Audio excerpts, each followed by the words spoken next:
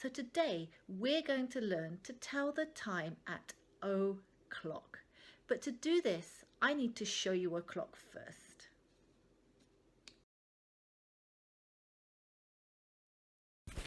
So here's a picture of a clock. Do you remember the names of the hands on the clock first of all? So remember, the longer hand on the clock is called the minute hand, and the short hand on the clock is called the hour hand. And these help us to know what the time is on an analog clock. You might have heard grown-ups using the words o'clock when they're talking about the time. But what does that look like on an actual clock? We're going to try and learn today.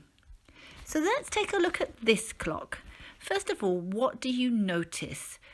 Which number is the longer minute hand pointing at? Have a look. And which number is the shorter hour hand pointing at?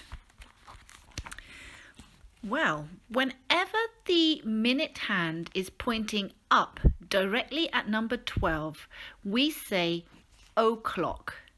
And the shorter hand tells us which o'clock time it is. So on this clock, it's pointing at 8.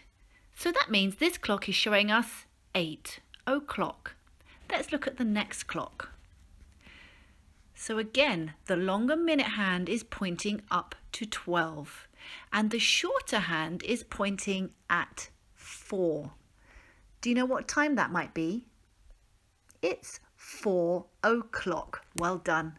Let's look at the next clock. So that minute hand is still pointing up at 12, so it didn't change.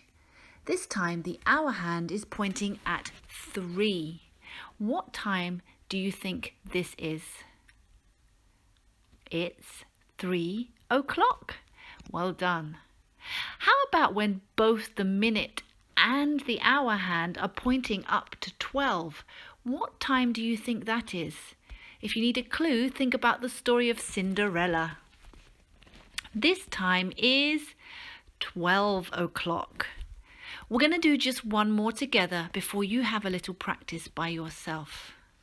Let's look at the next clock. So the minute hand is still pointing up at 12 and the hour hand is pointing at 6. What time do you think this is? It's 6 o'clock. So now we've had a little practice together, you can go and have a little go by yourself. You might want to make your own clock, or I've sent you one that you can cut out and stick by yourself. Ask your mum and dad to give you some different o'clock times and see if you can make those times on your clock.